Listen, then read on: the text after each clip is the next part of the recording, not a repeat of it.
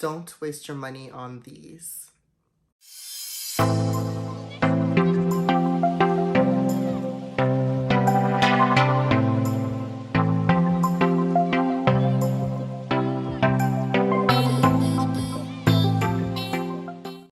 Hey everyone, welcome to my channel. If you're new, welcome back. If you're a returning subscriber, my name's Jonathan. I make luxury videos, unboxings, and reviews.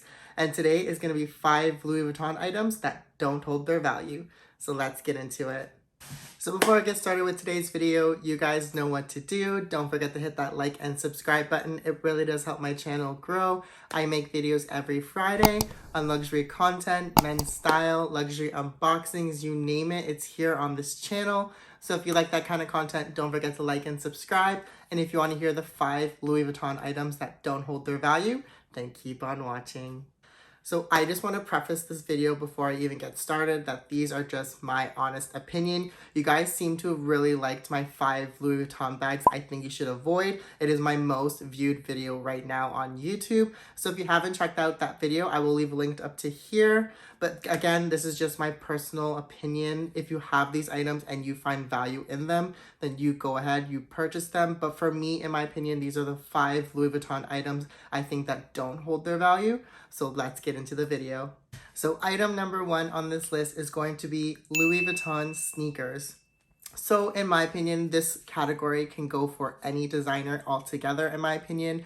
Louis Vuitton sneakers or any designer sneakers do not hold their value. If you do end up growing out of your shoe and you try to resell it, you won't be able to get your money's worth. It'll really depreciate really significantly because you do wear your shoes. They do get worn out a lot quicker than handbags, SLGs, and other items. So they don't really hold their value the most. Don't get me wrong, I do have a lot of designer sneakers myself, but I still have value in them, but I wouldn't necessarily go for Louis Vuitton for sneakers, in my opinion. So that's why I feel as though Louis Vuitton sneakers don't necessarily hold their value just because they're not really known for their sneakers. They're just known for like their canvas and their travel accessories and bags. So in my opinion, number 1 on this list is going to be Louis Vuitton sneakers. So number 2 on this list is going to be anything monogrammed. So what I mean by monogram is Louis Vuitton does offer a customization aspect to some of their bags. So you're able to pick out, like for example, a Louis Vuitton Speedy, and you're able to get stripes and your initials placed on there with the colors of your choice. The reason why I say monogram doesn't hold their value because for the simple fact is not everybody has the same initials and the same color palette taste that you do have. So if you do get a monogram bag and you do end up falling out of love with it, you're going to have to take a significant loss on the bag. And I know I mentioned that the Louis Vuitton Speedy and other bags they do hold their value, especially if they are in the monogram canvas. However, because it's monogram and it has your specific initials on it and your very own personal taste and color choices, you're not going to be able to get as much money for it back because you're going to have to find a seller that has the same initials as you or a buyer who's willing to pay for anything just because they want a Louis Vuitton bag at a great price. So in my opinion, don't get anything monogrammed, and this goes for the hot stamping as well. If you do decide to get a lot of your pieces hot stamped with your initials, it's going to be very difficult for you to sell them on the side. I'm guilty of it. I do have a lot of my SLGs hot stamped, but I don't tend to sell a lot of my items anyways. I do now, moving forward, don't really hot stamp any of my items. I do want to get things hot stamped that have like special stampings to it. So I know if you go to the Toronto boutique at Yorkdale, you're able to get like a Toronto stamp. So I think that's a lot better. However, again, any hot stamp is going to be very subjective because a lot of people just really don't want these things hot stamped. So realistically, if you can go without getting anything monogrammed or hot stamped, I think you should definitely avoid it or else they won't be able to hold their value. So the third Louis Vuitton item, in my opinion, that doesn't hold its value, and it kind of goes without saying, is ready-to-wear pieces. So ready-to-wear is very subjective, and it's extremely super expensive, especially for luxury houses like Chanel, Hermes, and Louis Vuitton. Those category of pieces are extremely expensive, even for my taste.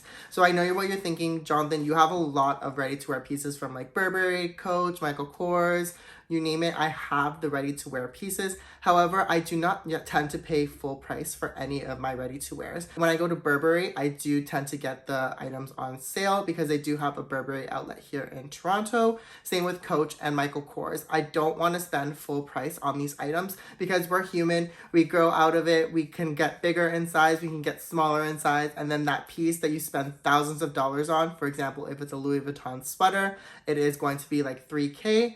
And you just can't wear it anymore. Granted, I do have my Louis Vuitton Supreme sweater, but that is like a beyond exception. I needed to have that in my collection and I treasure that piece the most. However, I would not spend that kind of money anymore on any luxury ready-to-wears, just because if I didn't like the piece anymore or if I grew out of it and I wanted to sell it, I don't necessarily think I can get my money back, just because there's a really niche market of people who want to spend X amount of dollars on a sweater or any luxury ready-to-wears. So in my opinion, number 3 on this list is going to be any Louis Vuitton ready-to-wears. So the 4th Louis Vuitton item I think you should not purchase because it doesn't hold its value is going to be Louis Vuitton jewelry, especially the fine jewelry in my opinion, just because I can't associate Louis Vuitton with fine jewelry. In my opinion, I think this is a luxury designer who focuses more on handbags and other travel accessories and not necessarily jewelry. And I've watched a lot of videos, especially since there's a lot of YouTube videos now where there's ex-Louis Vuitton sales associates or even current Louis Vuitton sales associates kind of giving out their secrets and letting everybody know how it is to work at Louis Vuitton. And I did watch this one video, I can't honestly remember her name, and she was saying how the Louis Vuitton fine jewelry, when she was showing to a client, it actually broke right in front of them as they were trying to try it on. So that just goes to show that Louis Vuitton is not in the business to make fine jewelry. They're just trying to dabble in a lot of different categories to increase their profits and margins. So in my opinion, I definitely would stay away from fine jewelry, just for the simple fact is I would rather go to an actual jeweler and pay the price points that Louis Vuitton is selling their jewelry for than going ahead and purchasing Louis Vuitton jewelry. And this kind of goes for like costume jewelry as well. I hear a lot of people who buy Chanel costume jewelry that doesn't actually really stand the test of time because their pearls follow or the diamonds follow or it just breaks really easily. So in my opinion, the price point that you pay for those specific jewelry items, you can go to a regular jeweler like Cartier and be able to purchase fine jewelry at a better quality and a better price point. So in my opinion, number 4 on this list that I think doesn't hold its value is going to be Louis Vuitton jewelry.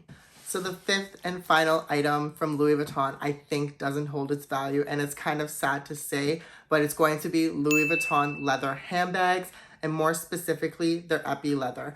For some reason, Louis Vuitton epi leather does not hold its value the most.